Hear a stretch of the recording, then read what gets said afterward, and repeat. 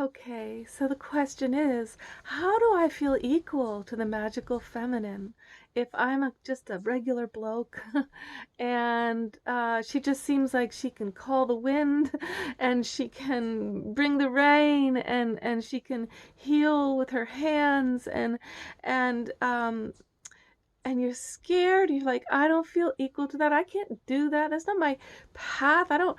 Well, it's the thing is, it's not supposed to be. That's the feminine way of being. And if you're a guy who's very masculine, you don't need to do her job. Just like she doesn't need to do your job. She doesn't want to do your job, but she's being forced to for most of her life, to be forced into the workplace in a time clock and jobs and activities that she doesn't find meaningful or related to her heart at all.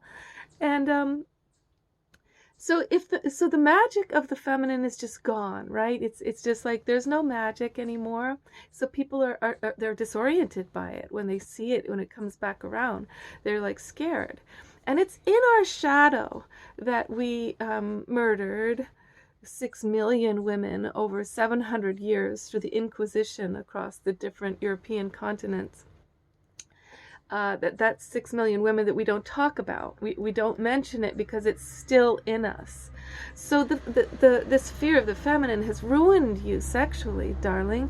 It's like all these Catholic guys who you can't even go down on them. They're like, that's, the mouth is for the mouth, for the eating and the kissing, and maybe kissing, but it's eating, and the down there is for the fucking bata and the pee bata. Nothing about the pleasure part, right? And they won't go down on the woman because they're totally scared about that too. That's evil, bad. It's just not the way it's supposed to be. What the eyes are for looking in the. I mean, they just get so ruined by the church, basically all the different churches who want you to be terrified of the smells of woman, the sounds of woman, the magic of woman.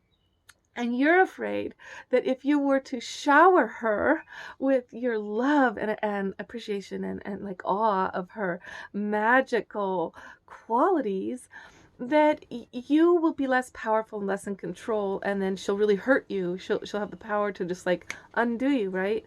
Well, that would be kind of a cold person if she were to just diss you because she's uncomfortable being showered. Some women are so damaged they can't handle being loved, it's true, but then you're going to be in trouble anyway, the whole relationship with a person like that. So you can't really heal that. She's got to heal that herself. So, but a regular woman is just tamped down. She's just tamped down, and all of her passions and loves and sensuality, they're just underutilized. And so when you shower her, what happens is her rose starts to bloom. That's why I wrote that song, Bloom My Rose. It's on Spotify and all the music platforms. Look up Eve Christoph, Bloom My Rose, or Goddess Ocean, which is the name of the album. That feeling of hers, of the blooming, you're like, okay, now she's blooming, now it's just going to be too much. She's this big rose and I'm going to be invisible. But remember, when the rose blooms, there's a fragrance, a heavenly fragrance. It's a spiritual thing I'm talking about. That fragrance that releases from her heart when you go ahead and you take the risk and you shower her with your love and appreciation and saying, I want to listen to you, I want to follow you. It's like, you don't want to become the little boy, like, tell me what to do. Of course not. But I want to follow your desire. I want to produce for you, woman, the experience of your bliss.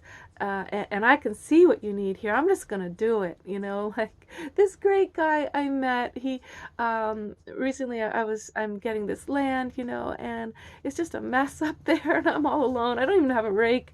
I try to make a fire and all the leaves everywhere. I don't even have a clue how to get it all set up. And I just arrived at the land the next day, and he has cleared the fire pit of all the leaves and cut the little trees that were all in the way that I didn't realize the problem was. He just did it, because he saw what I needed and what I was longing for. And it's very, very masculine. When you produce for the woman, you see what she needs and you follow her magic, right? It's actually supremely magical on your part. It's when you become the wizard and you become very masculine. Like, so you're thinking, if I give all that a love and appreciation, oh dang, I'm so vulnerable now. She's got all the power. But really, the way she sees you is, as soon as you are taking that kind of risk, you're like braver than her. You have just showed that you can stand in the fire of love, whether or not you get it back. And that to her is very powerful, and it makes her feel safe to drop in and release those boundaries against you and begin to feel a longing to surrender in your presence because of you. That's when it gets super juicy in the middle. Okay, so put the woman first, put the feminine first, and look at that first video I just made. It's the number one foundational way for the 88 ways to pleasure the feminine, and study the tetrahedron of relationship, the sacred geometry of relationship that I give you in that video. Because as soon as you get it, that the feminine is gone, like she's not even there in the picture of your life unless you put her first, because she's yin. If you put the masculine triangle first, he gets everything his way, and all magic is gone, love is gone, relationship is gone, health is gone, sensuality is gone, sexuality is gone, creativity is gone, and arts are gone. All the things that are in the feminine domain that are like it is supposed to be the primary triangle, and that he serves with his career and his money and his power and his brilliant ingenuity and his spiritual alignment with God at the top of the pyramid. He's supposed to be serving that love of her, right? And if he doesn't know that she comes first, she's yin, and she disappears completely. And then what you have is the man working like crazy, dominating the feminine, empty, starving, wondering, why isn't any of this working? Why am I so hungry? And I want my way, and I want everything my way first. And now it's not working because she's not even a woman anymore. And now he's getting drunk because he's like, fuck, nothing works. I don't get it. I'm starving. I'm working my ass off. And spiritually, my hunger is so deep. I can't find the feminine. I can't find the wellspring that fills me up. But as soon as you get that tetrahedron, the sacred geometry of relationship, not just with her, but also with life and with yourself, that the feminine triangle, remember, down here is home and food and meals and the body, and over here is the five senses and just being without an agenda, and up here is the arts and expressivity, and in the middle is love, love, love, is family and relatedness and friendship and community and culture in the middle. So now when the masculine comes over that, he's serving a lot of meaning. Everything's meaningful that he's doing.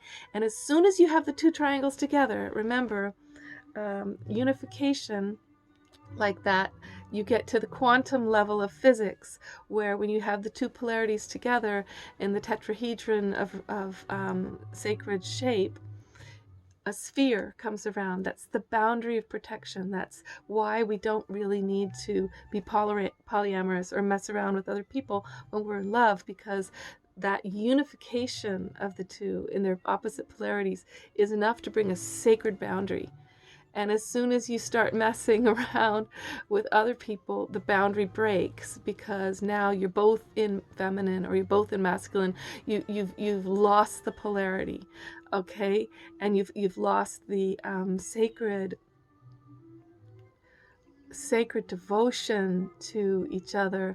Now, okay, there is such a thing as polygamy, and we know that we can't just have a cultural bias, because polygamy, that's when people are married to multiple people, like a group of people are all married to each other, devoted to each other. And some cultures, like the Mormons, did that because there weren't enough men. The men died in the wars. There wasn't enough men to take care of the women, and it was a way of taking care of all these women who needed to have protection and family. But if you want to just be simple about it, darling, there's so much jealousy in that story. There's always a hierarchy of who's closer and who's left out. And, unless the women are really, really close and they're lovers too, maybe it can work out. But why complicate things? Why not just get really strong in your aspect of the polarity and allow that boundary that naturally happens, a sphere that comes around, because you become a universe.